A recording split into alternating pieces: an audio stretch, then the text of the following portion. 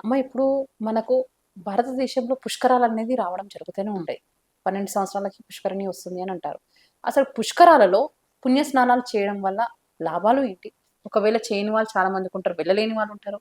చేయకపోతే నష్టం ఏంటసలు? ఒకటి పుష్కరాలు ఇందాక మనం పితృశాపాల గురించి మాట్లాడుకుంటున్నాం కదా. పుష్కరాలలో పితృ దేవతలకి ఇలాంటి తర్పణాలు వదిలినా పిండాది కార్యక్రమాలు చేసినా కూడా చాలా పుణ్యం. హ్మ్. పుష్కరాల్లో కూడా పుష్కరాలు ఆ సందర్భంగా కూడా అందరూ చేస్తూ ఉంటారు. ఆ మధ్యన ఇక్కడ గోదావరి పుష్కరాలు జరిగినప్పుడు ఆ, ఒకరు వాళ్ళ ఇంట్లో మైల ఉంది, అశౌచం ఉంది, అయినా కూడా వెళ్ళి చేశారని చాలా మంది క్రిటిసైజ్ చేశారు. వాళ్ళు చేసింది కరెక్టే, పోయిన వాళ్ళకి తర్పణాలు ఇవ్వటానికే కదా మనం వెళ్ళాలి, అంతే. అది తప్పు కాదు. కాదు. అలాగే ఈ పని చేస్తున్నప్పుడు పుష్కరాల్లో ఎందుకు స్నానం చేస్తాము అంటే, అక్కడ చెప్పే కథ ఏంటంటే, పుష్కరుడు అనేవాడు ఎంతో తపస్సు చేసి ఎవరైనా నాలో ఆ సమయంలో స్నానం చేస్తే వాళ్ళందరూ పాపాలు పోవాలని అది ఆశీర్వదించమన్నాడు. ఆ ఆశీర్వాదం ఆ దేవతల నుంచి అతనికి దొరికింది కనుక ఆ పుష్కర సమయంలో స్నానం చేస్తే వీళ్ళు అంతవరకు చేసిన పాపాలన్నీ పోతాయి అని. అంటే మళ్ళీ ఫ్రెష్గా చేయొచ్చు అన్న ఉద్దేశం కాదు. అంతవరకు చేసినవి పోతాయి అంటే ఎప్పుడూ కూడా ఏ పాపమైనా అనుభవిస్తేనే పోతుంది. ఆ కష్టం మనం అక్కడికి వెళ్ళి పడాలి. ఎంత కష్టమో చూసాం కదా, ప్రతిదీ తెలుస్తుంది. అది పడితే ఈ పాపం ఇక్కడి నుంచి నెమ్మదిగా నెమ్మదిగా హరించుకుంటూ పోయి అక్కడికి వెళ్ళాక మొత్తం పోతుంది. అంతేకాని నేను ఏమీ చేయను, నేను ఎదురుకుంటా కంచ నిండా అన్నం పెట్టాము తినమంటే నేను తినను, అదే లోపలికి రావాలంటే వస్తుందా? కనుక మన వంతు ప్రయత్నం మనం చేసి తీరాలి. దేనికైనా పుష్కర స్నానం చేయలేని వాళ్ళు ఉంటారు, వెళ్ళలేని వాళ్ళు ఏవో కారణాలు వెళ్ళలేని వాళ్ళు ఉంటారు. వాళ్ళకు కూడా ఏమని చెప్పారు, మన శాస్త్రం ఇన్ని రకాల సౌకర్యాలు ఇచ్చింది కనుక ఇదంటే చులకన చాలా మందికి కాదు. ప్రతి సండే వచ్చి కూర్చోవలసిందే ప్రేయర్కి అంటే చచ్చినట్టు వెళ్తున్నారు. ఏదో ఒక రోజు రా అంటే వెళ్ళటానికి ఆలోచిస్తున్నారు. అవునా? ప్రతి శుక్రవారం వచ్చి ఇక్కడ చెయ్యి అంటే చేస్తున్నారు. రోజుకి 5 సార్లు వచ్చి చెయ్యి అంటే చేస్తున్నారు. ఒక్కసారి ఎప్పుడో ఒకసారి నీకు వీలైనప్పుడు నిండు మనసుతో ఒకసారి రా అంటే బద్దకిస్తున్నారు. అలా ఒక్కోసారి రూల్స్ కూడా మంచిదేనేమో అనిపిస్తూ ఉంటుంది నాకు. ఇలాంటి నియమాలు కూడా మంచివేనేమో అనిపిస్తోంది. ఇప్పుడు ఆ ఒక్కసారికి ఆ పుష్కరాలకు అక్కడికి వెళ్ళలేకపోయిన వాళ్ళకి మన ఋషులు ఇచ్చిన సౌకర్యం ఏంటి, మనం ఇంట్లోనే ఒక చెంబులోనో దేంట్లోనో నీళ్లు తీసుకుని ఆ నీళ్లలో అన్ని నదులని ఆవాహన చేస్తాం. గంగే యమునే చైవ గోదావరి సరస్వతి నర్మదే సింధు కావేరి జలేస్మిన్ సన్నిధిం కురు. ఆ నదుల నీళ్ళనన్నింటినీ దీంట్లోకి ఆహ్వానం చేస్తాం.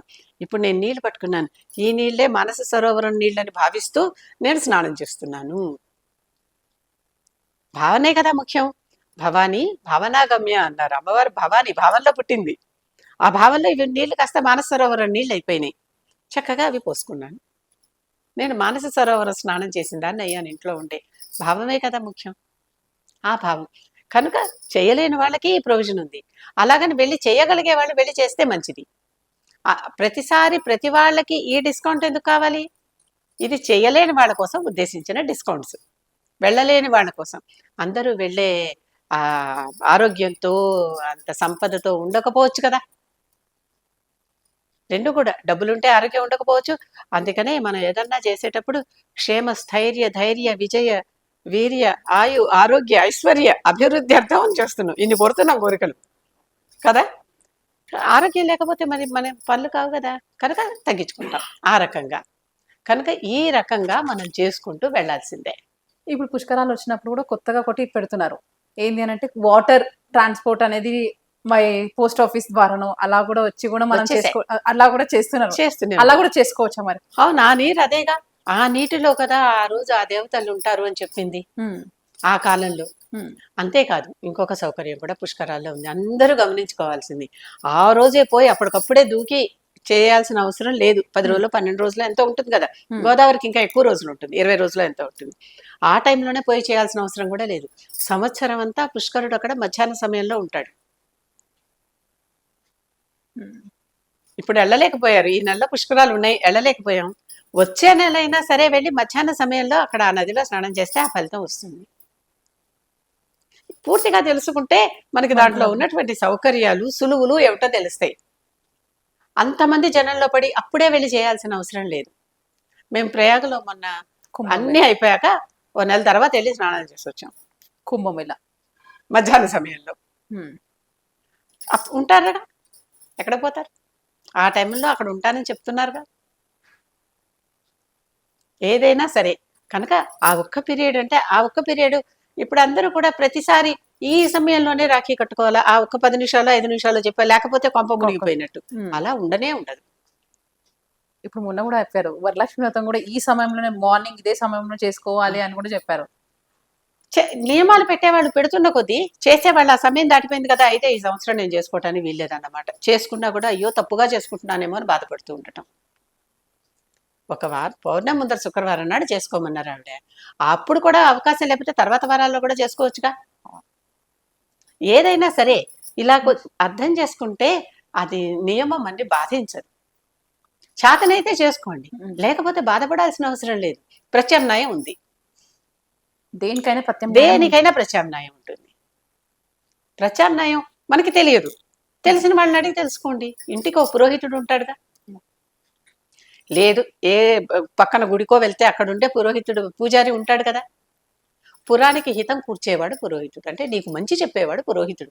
నీకు ఇది మంచి అమ్మాయి చేసుకో అని చెప్తాడు అనమాట. అయ్యో ఇది దాటిపోయిందండి ఇప్పుడు ఏం చేయాలంటే ప్రత్యామ్నాయం ఆయన చెప్తాడు. వాళ్ళు అందుకోసమే ఉద్దేశించబడి ఉన్నారు కదా. అది సరే, వాళ్ళకి నాలెడ్జ్ లేకపోతే నేను ఏమి చెప్పలేను. పండితుడిని కనుక్కోండి, ఎవరో ఒకళ్ళ పండితుడు తెలిసిన వాళ్ళు ఉంటారు కదా, వాళ్ళని కనుక్కోండి. కనుక ప్రతిదానికి ప్రత్యామ్నాయం ఉన్నది. అలా ప్రత్యామ్నాయం ఉన్నది కదా అని మొదటి దాన్ని నిరాదరణ చేయకూడదు. అది ఎప్పుడు ప్రత్యామ్నాయం ఇది చేయలేకపోయినప్పుడు. అలాగని బాధపడుతూ కూర్చుంటే అవదు. సంవత్సరం అంతా చేయమంటే ఒక్కరోజు కూడా వీళ్ళకి దొరకదా ఆ సమయంలో మధ్యాహ్నం పొట్టేళ్ళు చేయడానికి? దొరుకుతుంది కదా. ఒక్కరోజు 365 రోజుల్లో ఒక్కరోజు దొరకదా? దొరుకుతుంది. అది అంతేకాని ఆ రోజున నేను వెళ్ళలేకపోయాను, ఆ రోజుల్లో ఆ గడియలోనే ఇలా చెప్పడం వల్ల ఏమవుతుందంటే డ్యామేజెస్ ఎక్కువ అవుతున్నాయి. అక్కడంతా ఒకసారి గుమిగూడతారు, రోగాలు వస్తాయి, తోపిడిలో చనిపోయే వాళ్ళు చనిపోతున్నారు. అవునా? అక్కడేదో ఒక మంత్రం చెప్పి కింద నుంచి మట్టి తీసుకెళ్లి దాంట్లో వేసి ఇలాంటివి కూడా చెప్పారు. అవన్నీ చేయటానికి అంత సౌకర్యం అంత విశాలంగా అక్కడ ఏరియా అది ఉన్నదా? లేదు. నాసిక్లో కుంభమేళా అయితే ఒక చిన్న పుష్కరిణి దగ్గర అవుతుంది.